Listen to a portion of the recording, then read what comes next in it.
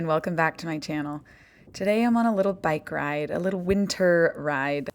I started from Sangam and I biked over to Mangwon, my favorite neighborhood. And of course I had to stop by my favorite meat pie shop, Un Pie.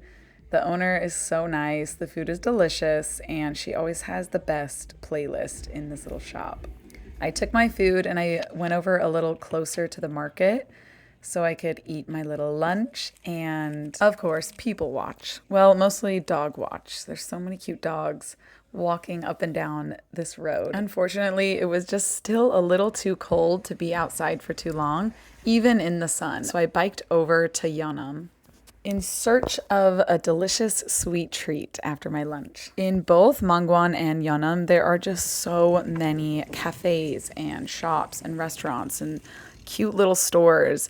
I sometimes feel overwhelmed in Seoul because there's so much to do and see, and I definitely want to make the most of this warmer spring weather and really spend a lot of my time outside.